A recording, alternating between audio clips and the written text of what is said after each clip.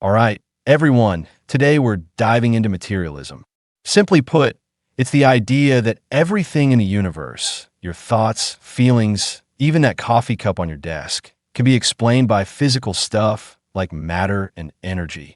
No need for mystical forces or souls. What do you think about that as a starting point, Emma? Professor, I think I get the basics, like it's all about physical things. But what exactly do they mean by everything? Does that include stuff like love or dreams? Great question. Yes, materialism says even love or dreams boil down to physical processes. Think of love as a mix of chemicals in your brain, dopamine, oxytocin, that sort of thing, firing off when you see someone special. Dreams? They're just your neurons buzzing while you sleep. No magic, just biology and physics at work. Oh, okay, that makes sense. But why do people believe this? I mean, isn't it kind of boring to think there's nothing more than just atoms? Boring is a fair reaction.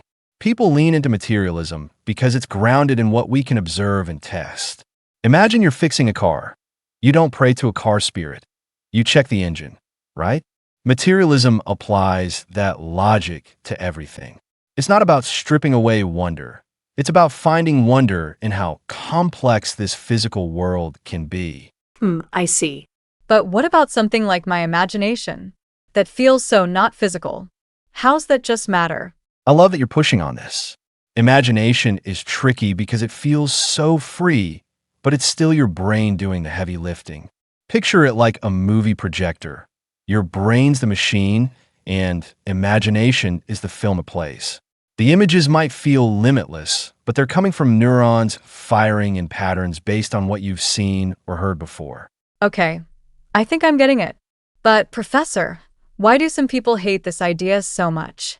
My friend says it's cold and takes away meaning. Yeah, that's a big pushback. Some folks feel materialism reduces humans to just machines, and that can sound bleak. Like if we're all just atoms, where's the purpose?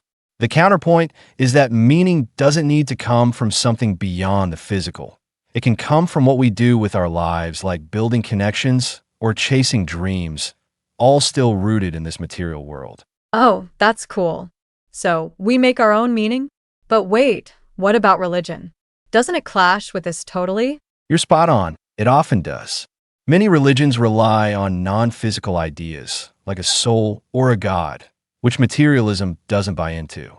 A materialist might say, "Show me evidence of a soul that I can measure," while a religious person might say, "It's beyond measurement." It's like two different lenses. Materialism sticks to the telescope, religion to the heart. Got it. But, I'm still confused. Why is it called materialism? Isn't that about, like, wanting fancy cars and stuff? Good catch. Yeah, the word's tricky. In philosophy, materialism is about matter being the root of everything. The buying fancy cars version is more about valuing physical possessions. People call that consumer materialism. Totally different vibe. Think of philosophical materialism as asking, what's the universe made of? Not how much can I own? Oh, that clears it up. So, Professor, is there proof that materialism is true? Like, how do we know it's not wrong? Sharp question. There's no slam dunk proof because it's a framework, not a single fact. But it's backed by science, like how we've mapped brain activity to emotions or explained gravity with physics. Still, it's not perfect. Some argue it can't fully explain consciousness yet. That "why do I feel like me" bit.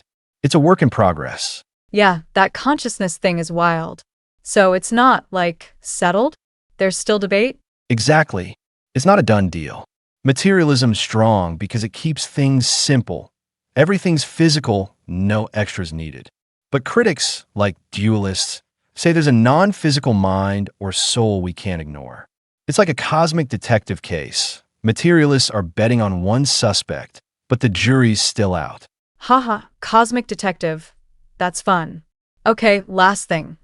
How does this matter to me, like in real life? Love that you asked. In everyday life, materialism nudges us to trust science. Focus on what's tangible, like health, relationships, or even fixing problems with practical solutions. It's less about "why am I here?" and more What can I do while I'm here? My advice: explore it, question it, and see how it fits your world. The universe is a puzzle. Keep poking at it. Thanks, Professor. That actually makes it way less boring than I thought. Glad to hear it, Emma. Here's a parting thought. Materialism might sound dry, but it's wild to think every star, every laugh, every idea comes from the same stuff. Keep that curiosity. It'll carry you far.